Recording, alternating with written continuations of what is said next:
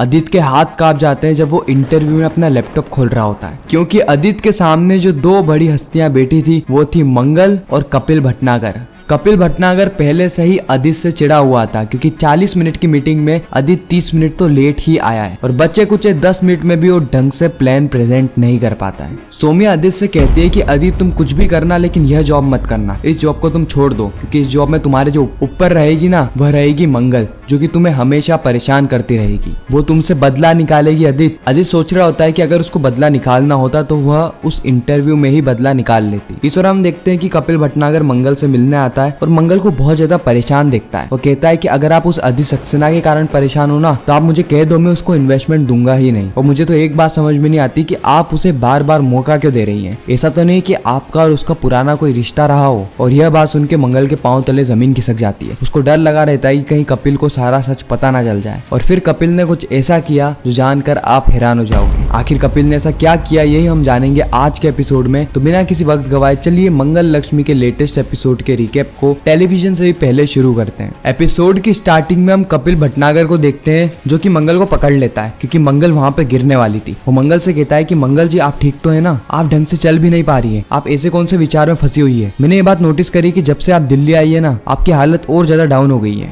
हंसी खुशी से रहने वाली मंगल जी, जो कि लोगों के अंदर भी हंसी और खुशियां बांटती है, वो इतनी उदास कैसे हो सकती है, मुझे तो बिल्कुल भी समझ में नहीं आ रहा है। देखो वैसे तो मुझे किसी की भी पर्सनल लाइफ में घुसने का कोई शौक नहीं है, लेकिन अगर आप किसी से बात करना चाहें, वो भी दिल खोलकर, तो आप मुझसे बात कर सकती हैं। अगले ही पल हम आदित्य सक्सेना को देखते हैं, जो कि मीटिंग में आधी घंटे लेट पहुंचता है। यानी 45 मिनट की मीटिंग में वो ऑलरेडी 30 मिनट लेट हो चुका था और मंगल कब से आदित्य सक्सेना का इंतजार कर रही होती है। जैसे ही आदित्य कॉन्फ्रेंस रूम में जाता है, वह मंगल को देखकर हैरान हो जाता है, क्योंकि उसे बिल्कुल भी उम्मीद नहीं थी कि मंगल ने अपना इतना बड़ा ब्रांड लॉन्च कर दिया है, जिसका नाम है अपना स्वाद, और आज वो उसी के लिए इंटरव्यू देने आया है। और इस और मंगल भी आदित्य को देखकर शॉक हो जाती है। इन दोनों के दिमाग में ही इनके पास्ट लाइफ के मोमेंट्स हिट करने लगते हैं, जिसे आदित्य को वह बातें याद आती है कि उसने किस तरीके से मंगल की बेइज्जती करी थी, और वह बेइज्जती कपिल भटनागर को बिल्कुल भी पसंद नहीं आई। इस और मंगल के दिमाग में भी आदित्य को लेकर पुराने मेमोरीज हिट करती है कि किस तरीके से आदित्य ने उसको उसके बच्चों से हमेशा के लिए अलग कर दिया, यहाँ तक कि अपने बच्चों से मिलने तक नहीं दिया, उनसे बात तक नहीं करने दी। ये दोनों एक दूसरे को देख रहे होते हैं, लेकिन किसी से कोई भी बात नहीं करते। उसी वक्त वहाँ पर कपिल भटनागर आ जाता है, कहता है कि यहाँ पर इतना ऑकवर्ड मोमेंट क्यों है, और आदित्य सक्सेना तुम पूरे 30 मिनट लेट हो। आदित्य कहता है कि सॉरी सर। कपिल कहता है कि सॉरी मुझे नहीं, इन मैम को बोलो, ये 30 मिनट से तुम्हारा वेट कर रही है, नहीं तो मैं तो निकल गया था, क्योंकि मुझे ऐसे इनडिसिप्लिन लोग बिल्कुल भी पसंद नहीं है। आदित्य मंगल से कहता है कि सॉरी मैम। कपिल कहता है कि देखो 45 मिनट की मीटिंग थी, 30 मिनट ऑलरेडी हो चुके हैं, तुम्हारे पास मात्र 15 मिनट है, फटाफट लैपटॉप खोलो और हमको प्रेजेंटेशन दो। इधर हम देखते हैं कि जब आदित्य अपनी प्रेजेंटेशन दे रहा होता है तो वो बहुत ज्यादा नर्वस हो जाता है, क्योंकि सामने मंगल बैठी थी, और इस नर्वसनेस के चक्कर में वो कई सारी चीजें गलत भी कह देता है, जिसको कि कपिल पॉइंट आउट करता है और कहता है कि तुम प्रिपेयर होके नहीं आए हो क्या। इस और जब मंगल पानी पी रही होती है तो उससे भी पानी ढुल जाता है। यह देख के कपिल उसे टिश्यू देता है, और ये सारी बातें आदित्य नोटिस कर रहा होता है कि कैसे कपिल भटनागर मंगल की केयर कर रहा है। एक्चुअली में आदित्य को वह बात याद आ जाती है कि मंगल किस तरीके से स्टार्टअप सुल्तान शो को जीती थी। उसके बाद ही हो सकता है कि कपिल भटनागर ने मंगल को इन्वेस्टमेंट दी हो और इतना बड़ा ब्रांड खड़ा कर दिया। कपिल कहता है कि तुम क्यों रुक गए, तुम तुम्हारी प्रेजेंटेशन चालू रखो, तुम्हारे पास ज्यादा समय नहीं है। इधर अपनी प्रेजेंटेशन दे रहा होता है, लेकिन आदित्य ढंग से नहीं दे पाता है, जिसके बाद टोटल टाइम आउट हो जाता है। कपिल कहता है कि बस इनफ है, मैंने तुम्हारी सारी बातें सुन ली है,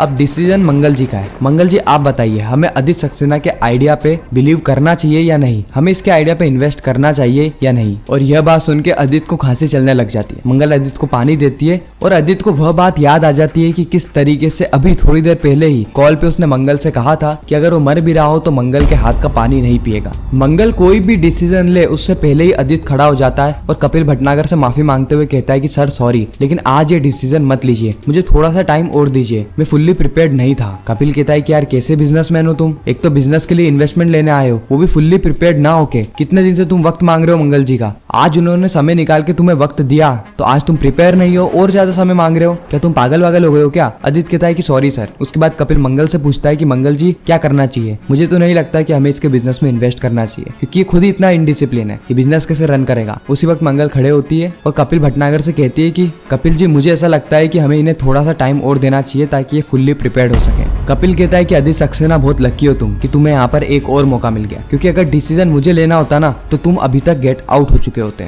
अगले ही सीन में हम देखते हैं कि तूफान आ रहा होता है। उसी वक्त आदित्य बहुत ज्यादा उदास होता है। सौम्या ये बात नोटिस कर लेती है और आदित्य से कहती है कि आदित्य तुम इतने ज्यादा परेशान क्यों लग रहे हो? जब से तुम मीटिंग से आए हो तुम्हारा मुंह भी थोड़ा उखड़ा उखड़ा सा है, ना तो तुमने कॉफी ली ना ही तुमने चाय ली, आखिर ऐसा क्या हो गया मीटिंग में? उसी वक्त आदित्य कहता है कि मंगल। सौम्या कहती है मंगल वहां पर भी आ गई। आदित्य कहता है कि वहां पर भी मतलब क्या, वो यहाँ पर भी आई थी? सौम्या कहती है कि नहीं यहाँ पर थोड़ी ना आई थी, और वहां पर भी क्यों ही आई होगी, छोड़ो उसको। आदित्य कहता है कि छोड़ ही तो नहीं पा रहा हूँ, मैं जब भी उसे छोड़ने की कोशिश करता हूँ चुंबक की तरह मेरी जिंदगी में वापस से आ जाती है। सौम्या कहती है कि आदित्य मुझे बिल्कुल भी समझ में नहीं आ रहा है कि तुम क्या कह रहे हो, थोड़ा डिटेल में और अच्छे से बताओ। फिर आदित्य पूरी ही कहानी सौम्या को बताता है कि किस तरीके से जिस लेडी से वो मिलने गया था वह लेडी और कोई नहीं मंगल ही थी, यानी मंगल ही अपना स्वाद की ऑनर है। उसने बीते 6 महीनों में इतना बड़ा बिजनेस खड़ा कर लिया। सौम्या कहती है कि आई डोंट बिलीव, मुझे नहीं लगता कि मंगल ने अपनी मेहनत से बिजनेस खड़ा करा होगा। हो सकता है कि उसने वो जयपुर वाले कपिल भटनागर को फंसा लिया होगा। वैसे भी हम तो जानते ही ना मंगल को, वो अपनी चिकनी चोपड़ी बातों में सभी को फंसा लेती है। पहले उसने अम्मा को फंसा रखा था और अब उस कपिल भटनागर को फंसा के सारी इन्वेस्टमेंट ले ली होगी और मेहनत भी उसी से ही करवा रही होगी। मैं जानती हूँ उस मंगल को। और आदित्य मैं ये भी जानती हूँ कि अगर तुमने वहां पर जॉब करी या फिर वहां से इन्वेस्टमेंट ली तो मंगल तुम्हारे सर पे नाचेगी। वो यही चाहती है कि तुम उसके अंडर में काम करो, तभी तो उसने तुम्हें एक और मौका दिया है, नहीं तो इतने इनडिसिप्लिन इंसान को एक और मौका कौन देता है? आदित्य कहता है कि सौम्या व्हाट? सौम्या कहती है आई मीन कि मंगल ने तुम्हें इसीलिए मौका दिया है ताकि तुम